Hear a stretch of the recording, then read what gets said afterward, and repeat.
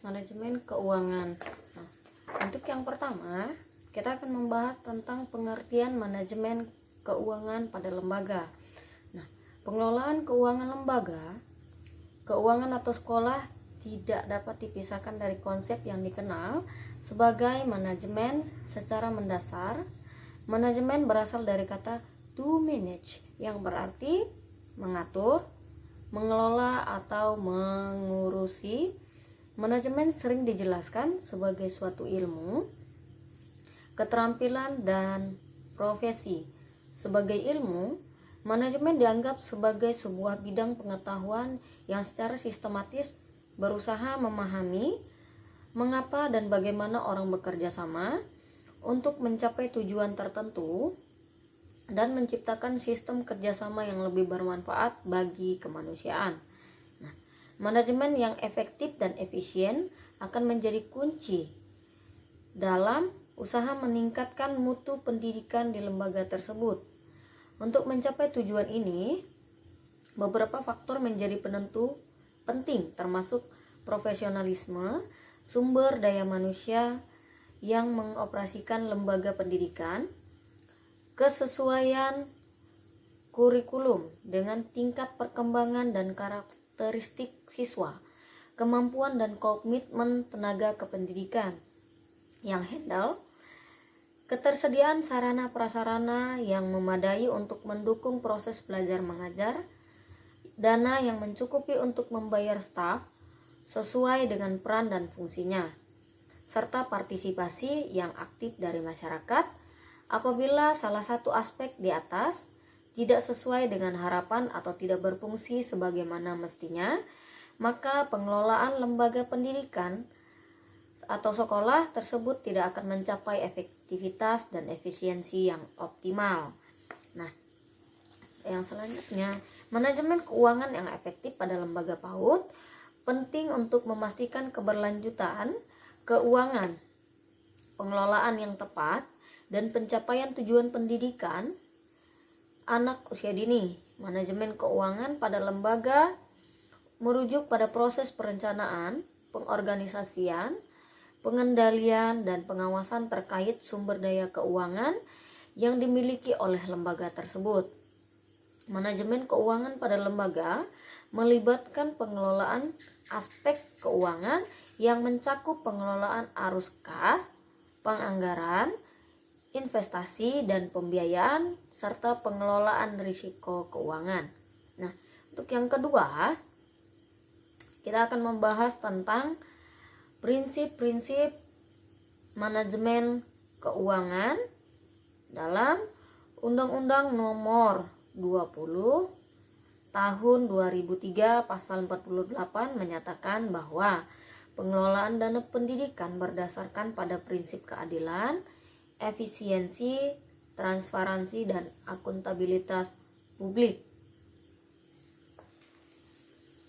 Transparansi yang pertama, dalam konteks manajemen, transparansi mengacu pada keterbukaan untuk mengelola suatu kegiatan di lembaga pendidikan atau sekolah. Transparansi dalam manajemen keuangan berarti adanya keterbukaan terhadap aspek-aspek sebagai berikut. Yang pertama, sumber keuangan, rincian penggunaan dana, serta pertanggungjawabannya yang harus jelas. Hal ini bertujuan untuk memudahkan pihak-pihak yang berkepentingan untuk mengetahui informasi tersebut. Dalam konteks lembaga pendidikan atau sekolah, transparansi keuangan menjadi sangat penting karena dapat meningkatkan dukungan dari orang tua peserta didik, masyarakat, dan pemerintah dalam penyelenggaraan seluruh program pendidikan di sekolah. Selain itu, transparansi juga menciptakan saling kepercayaan antara pemerintah, masyarakat, orang tua siswa, dan warga sekolah melalui penyediaan informasi yang akurat dan memadai, sehingga mempermudah akses terhadap informasi tersebut. Nah, yang kedua, akuntabilitas. Akuntabilitas merujuk pada kondisi di mana seseorang dinilai oleh pihak lain berdasarkan kualitas performanya dalam menyelesaikan tugas dan mencapai tujuan yang menjadi tanggung jawabnya. Dalam konteks manajemen keuangan, akuntabilitas berarti bahwa penggunaan uang di sekolah dapat dijelaskan dan dipertanggungjawabkan sesuai dengan rencana yang telah ditetapkan. Terdapat 3 pilar utama yang menjadi syarat utama bagi akuntabilitas ini. Nah, transparansi. Para penyelenggara sekolah harus bersedia menerima masukan dari berbagai pihak dan melibatkan berbagai komponen dalam proses pengelolaan sekolah. Nah, yang kedua, standar kinerja. Setiap institusi harus memiliki standar kinerja yang dapat diukur dalam pelaksanaan tugas, fungsi, dan wewenangnya. Yang ketiga, partisipasi. Adanya partisipasi aktif untuk menciptakan lingkungan yang kondusif dalam memberikan pelayanan masyarakat dengan prosedur yang mudah, biaya yang terjangkau, dan pelayanan yang cepat. Dengan adanya 3 pilar ini, akuntabilitas dalam manajemen keuangan sekolah dapat terjamin, memastikan bahwa pengelolaan dana sekolah dilakukan dengan transparan dan efisien sesuai dengan tujuan dan rencana yang telah ditetapkan. Yang ketiga, efektivitas. Nah, manajemen keuangan dianggap efektif apabila kegiatan yang dilakukan mampu mengatur keuangan secara memadai untuk membiayai aktivitas yang mendukung pencapaian tujuan lembaga tersebut. Selain itu, hasil atau outcome yang dihasilkan dari pengelolaan keuangan ini harus sesuai dengan rencana yang telah ditetapkan secara kualitatif. Dengan demikian, efektivitas manajemen keuangan terlihat dari kemampuannya dalam mengalokasikan dana dengan bijaksana dan mencapai hasil yang sesuai dengan sasaran yang telah ditetapkan sebelumnya. Nah, betapa pentingnya manajemen keuangan ini dalam suatu lembaga, dan itu harus transparansi, akuntabilitas, efektivitas. Nah, semuanya itu sangat penting dalam manajemen keuangan suatu lembaga agar lembaga tersebut dapat berjalan dengan baik, agar dana yang telah dikelola dapat bermanfaat dengan baik dan dapat diketahui oleh semua pihak, kepada pemerintah, orang tua siswa, dan warga sekolah itu sendiri. Nah, semuanya itu harus transparansi gitu. Nah, untuk yang selanjutnya kita akan membahas tentang tujuan manajemen keuangan, yaitu melalui manajemen keuangan, kebutuhan pendanaan untuk kegiatan sekolah dapat direncanakan, upaya pengadaannya dapat dilakukan, pencatatan dilakukan secara transparan, dan digunakan secara efektif dan efisien untuk membiayai pelaksanaan program sekolah. Oleh karena itu, tujuan dari manajemen keuangan pendidikan adalah sebagai berikut, yang dikemukakan oleh Patonah tahun 2001. Yang pertama, mengoptimalkan alokasi dana untuk kegiatan yang memberikan manfaat terbesar bagi sekolah dan siswa. Yang kedua, memastikan penggunaan dana sekolah sesuai dengan ketentuan dan peraturan yang berlaku. Yang ketiga, mencegah dan mengurangi kemungkinan terjadinya penyalahgunaan dana sekolah.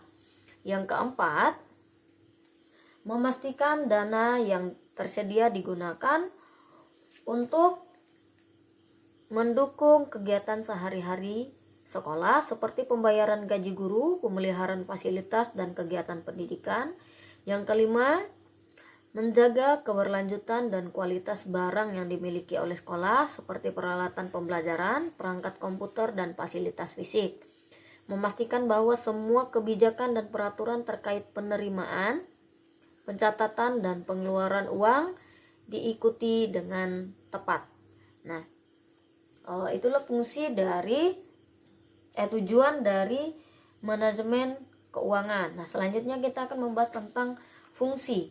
manajemen keuangan. Nah, fungsi manajemen keuangan sistem pendidikan adalah melaksanakan kegiatan sedemikian rupa sehingga tujuan tercapai secara efektif dan efisien. Manajemen keuangan sekolah memungkinkan dan merampingkan kemampuan untuk membuat rencana anggaran sekolah dan mengelola sekolah berdasarkan rencana anggaran tersebut. Nah, dan mengelola sekolah berdasarkan rencana anggaran tersebut sebenarnya tidak ada formula universal untuk fungsi manajerial. Oleh karena itu, fungsi manajemen keuangan adalah sebagai berikut. Yang pertama, perencanaan anggaran sekolah. Yang kedua, pelaksanaan anggaran sekolah. Yang ketiga, pemantauan pelaksanaan anggaran sekolah. Nah, yang selanjutnya kita akan membahas tentang manajemen keuangan dikaitkan dengan 3 kegiatan utama. Yang pertama, penyaluran dana, kegiatan atau kegiatan menggunakan dana. Nah, yaitu operasional, investasikan dana di berbagai aset.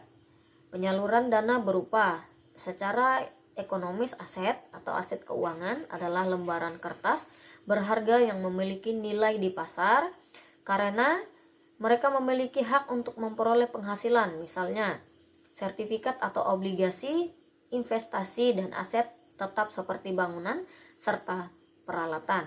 Yang nomor 2, fundraising atau kegiatan yang bertujuan untuk penggalangan dana. Penggalangan dana sumber pendanaan, baik sumber internal maupun eksternal, lembaga PAUD seperti dana iuran dari wali peserta didik. Yang ketiga, manajemen aset atau aset manajemen activities. Setelah perolehan aset dan dana yang dialokasikan sebagai dana abadi yang dikelola lembaga. Nah, untuk yang selanjutnya kita akan membahas tentang pengelolaan keuangan dibagi menjadi 3 fase, antara lain yang pertama, perencanaan anggaran atau budgeting. Yang kedua, pelaksanaan anggaran atau accounting. Yang ketiga, evaluasi anggaran atau review. Nah, ini terdapat di Salamun dan Suyono 2013. Nah, anggaran merupakan proses perencanaan dan penyusunan anggaran keuangan termasuk jumlah anggaran yang dialokasikan, sasaran kegiatan dan pelaksanaan kegiatan dalam waktu yang ditentukan. Keadaan harus dipertimbangkan saat penganggaran tentang ekonomi dan sifat kegiatan yang dilakukan agar sesuai dengan anggarannya. Nah, untuk pelaksanaan anggaran, yang nomor 2 adalah proses penggunaan anggaran sesuai dengan anggaran sebelumnya, terorganisir. Proses eksekusi anggaran merupakan proses pencatatan keuangan yang meliputi penerimaan dan pembayaran. Nah, sedangkan untuk evaluasi adalah proses mengevaluasi penggunaan anggaran terhadap bukti implementasi anggaran. Proses pemeriksaan dilakukan oleh orang yang memenuhi syarat dari sektor keuangan atau perwakilan yang kompeten dari pemodal. Hal ini dilakukan untuk memastikan anggaran pendidikan digunakan untuk tujuan tertentu. Nah, yang selanjutnya, yang terakhir, kesimpulan. Nah,